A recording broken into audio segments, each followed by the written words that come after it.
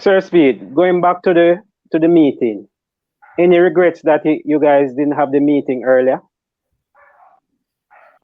On hindsight, yes, because you know, it's a numbers game. Yeah. And we did work out what the number should be since 1994 to win to come first in this qualification round. You have to score at about 2.1 points per game, 1.9 for second, 1.8 for third, and 1.6 for to come fourth. Welcome, Sports Nation, to Sports DTM, the sports channel where we call sports down the middle. You can expect the latest in sports news, views, and reviews from our resident analysts. No sports topic is too controversial, and no team or player is above criticism. So just smash that subscribe button and ring that notification bell to make sure you don't miss out on our balanced offering of riveting sports content. And don't forget to like, share, and leave a comment below. Welcome to Sports DTM. So, who want to go first? Question for Mr. Speed. No, Mr. Speed, where did Tappa receive everything he have, and when did he get everything? Well, look here, we're not as people think we are. We asked him for a plan like about 2 years out, and he gave us a plan of like the games that he would like to have, practice games. That plan, when we got it from him, it included the Gold Cup, all of those build-ups coming to the World Cup qualifier. We did cost it out, as you know, it costs money, and that was one of the reasons why we decided we were going to make sure the players sign a contract, because again, those contractual terms had to be sorted out before the World Cup qualifier, and the Gold Cup. And we tried to stick to the plan as best as possible. He made a list of all the things that he needed in that plan. We set up games in Saudi Arabia. Saudi Arabia was 2 games. We set up those 2. We set up a game against the US, 3 against Japan, 1 fell through. And then we came to the Gold Cup, 10 days training camp before the Gold Cup, and we're there like another 3 weeks. We played about 5 or 6 games. So we thought that was enough games leading up to the World Cup qualifier. Now it is up to the coach to gel the team between all those games, because remember, the COVID virus dealt us a blow where we didn't play for about 8 months. So we did the best we can from a management point of view, and then left it up to him to gel the team and with those amount of matches. Remember also, he has been the coach since 2016. So everybody know where the ultimate prize is. It's what you call like cycles in football. You get a 4-year cycle, you start build a team from scratch and build it up to peak at that particular point. So to say that the JFF should peak the team, I don't understand that. It's not that we chop and change the coach. We are the coach from the jump-go, from the last cycle. So as it relates to the equipment, I mean, by now we're first world, right? And every coach should get that. So let me not say is anything special we have done. We should be first world. We have drones, we have equipment to massage your legs with, when you finish playing. We have 360 cameras when you're training. We can assess everything. We have Instat program. We can look at the last 20 games that every player in the world play. I mean, we have, it's a private jet we fly on nowadays. We don't fly on commercial flight, it's private jet we take, go every match. I mean, people in 4-star hotel. Yes. AC. And I said we don't have money. What? AC. AC hotel and all of that. Yeah, that's where we stay. Yeah, so don't. We put out our stuff to make sure that everybody's comfortable. And then we did something that is unique. Not even Captain Burrell did it. We were able to tie down 60 players with contracts. So you notice nobody's fighting about money these days. We have contract with them until the end of 2023 with all the players. That was an admin. That was admin to make sure that the players were available. But as to pick the team, we did never interfered. We gave him like 70 players and said, go ahead, pick anybody you want to pick from this. And if you see anybody else, just tell us who they are and we go and get them to sign a contract and them eligible. You hear that, Chris? So Chris, that is what we have done. Yeah. All right. You spoke about, on that note, you spoke about Tappa getting everything that he wants. Yeah, not at the same time, but Not at the progressively. same time, yeah. But after X amount of games, we're stuck on 7 points. You guys made a recommendation. I just want to know what is taking so long. We have yet to heard, something more official coming out of the JFF. Earlier out, President Ricketts said that Tappa job was safe, but it's been days or weeks now. What is taking so long? Is it that you guys are looking at replacement? Can you speak on that? Yeah, well, yes, of course. If you know me, I will never shy away from a question. No man, Mr. Speid, a real man.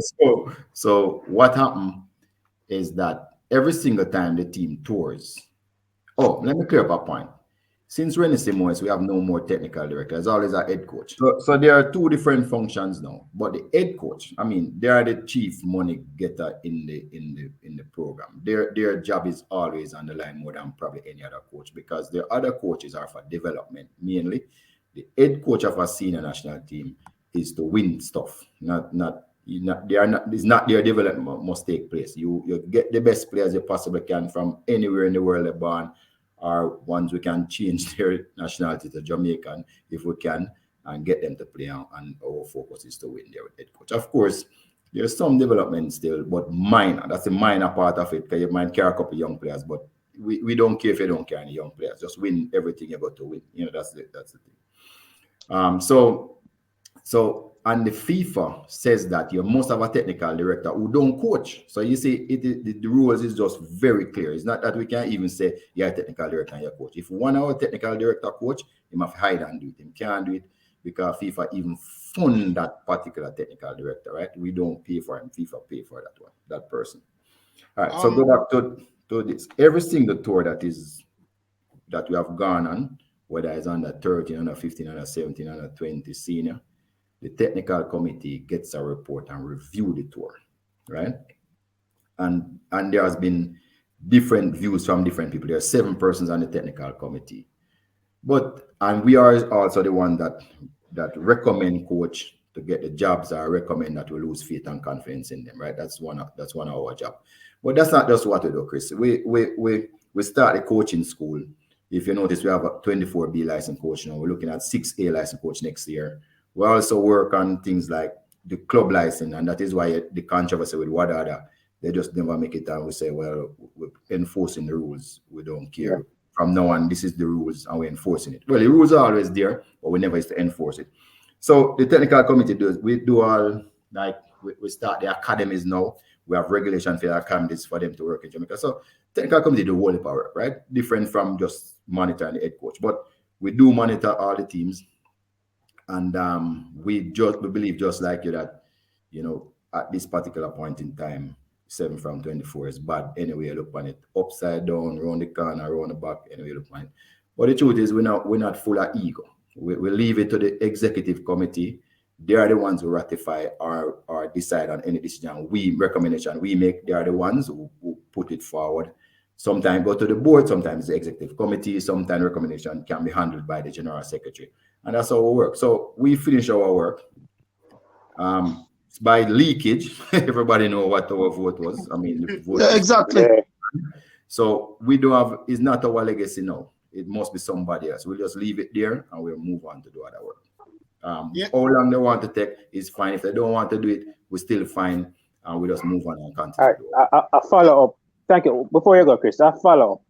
We saw the process, was much, much quicker for Jerome Wade for his demotion. What's the difference there than compared to now? It wasn't. That's not true. Remember, it was after the Saudi Arabia game. Then he came back the Japan game. Japan game. The second game. It was like within a week. No. But he came back and went on a program, was it Thursday night? And then GPS, week after. I wouldn't. And then after we made our decision, it went to the board. Is the board do it, in his case? So that's not true. That one take even longer. And you don't feel as long, sir. No, don't feel as long. No, and nowadays we try to have processes. Captain just get up one famous thing. 1 a.m. in the morning. Yeah. Fire, we want fire. Oh, 1100 hours. Yeah, man. Yeah, right.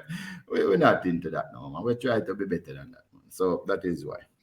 You talk about not having a technical director for the senior team or for JFF. Is there a specific reason for that? And if so, why hasn't there been any? No, man, we have a technical director. It's Wendell Downswell. Before him, it was Vin Blaine. We always have a technical director. It's just that the technical director is more behind the scenes. Therefore, development, they deal with all the youth teams and how we progress, but not the senior team. The senior team answers straight to the general secretary and the president. Okay. All right. Speid, I have a question. Speid. What on the Travis? Go on, Tigger. You said Tappa get the players them, but was it too late?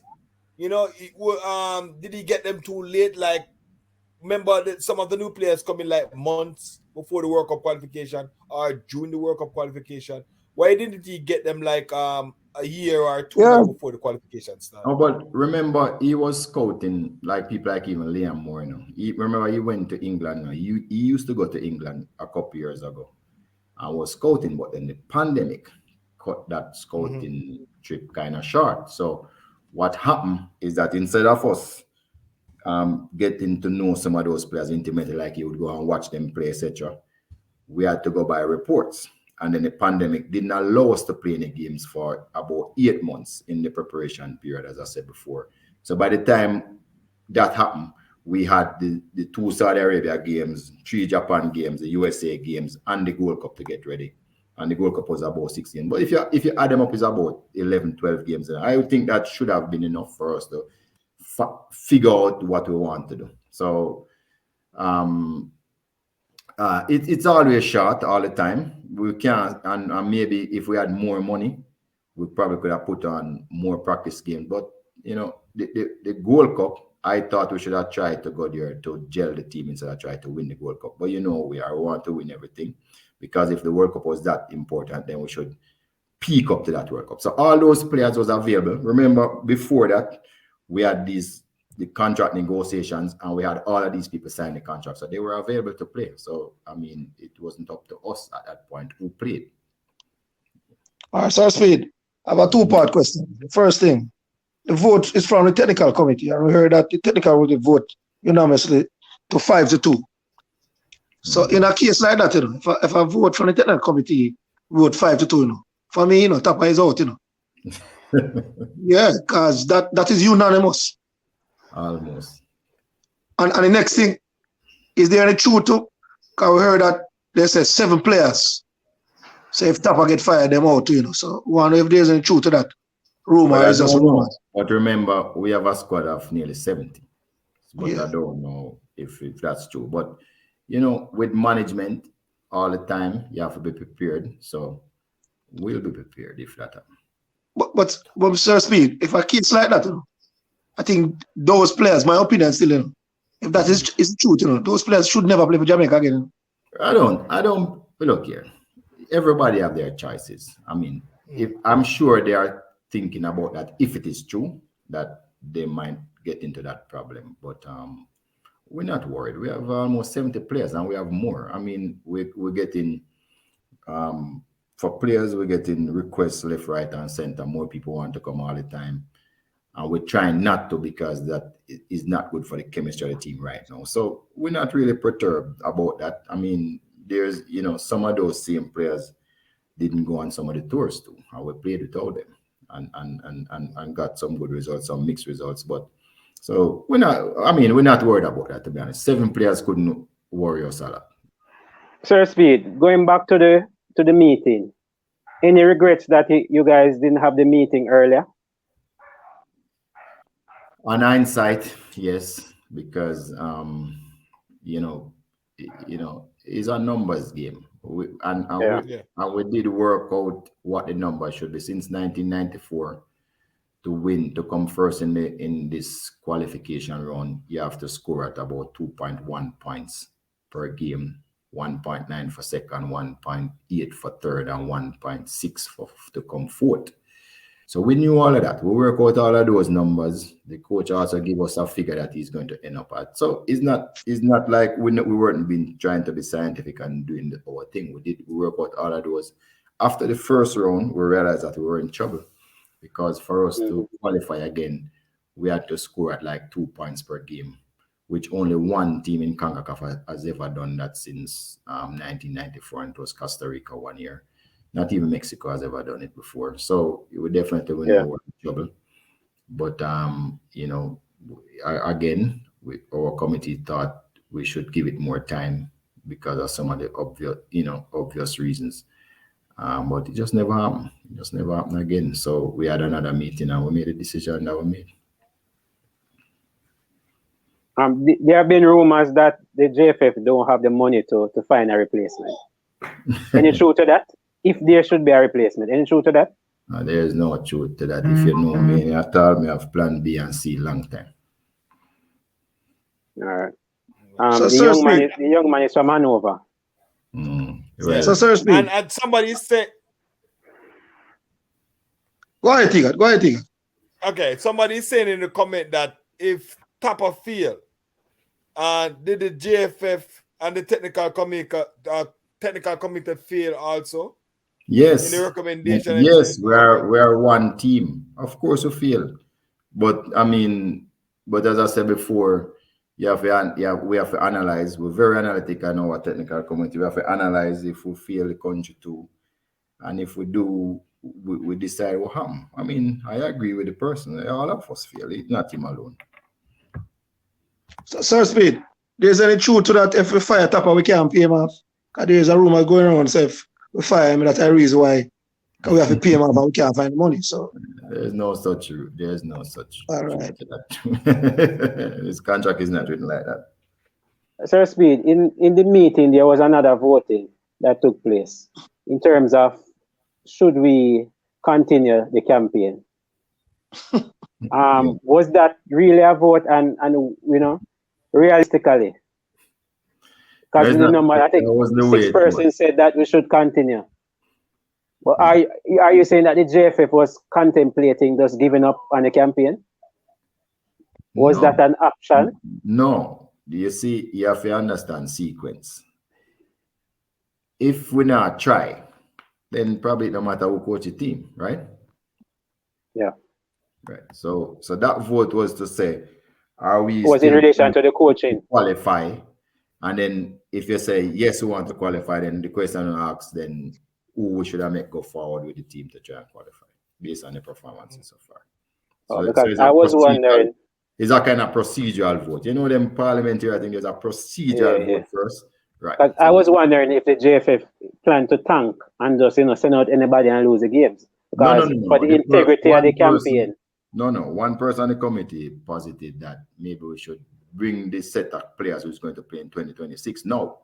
Get them experience. That's what one person. Too early for that. Yeah, that's what we said it was too early. But I like that because it gives us perspective, But a lot of persons will say that's just giving up, And as I said before, the integrity of the competition. You can't be sending out kids. Yeah. It wouldn't be fair to us. It would have been kids, No, I'm just saying.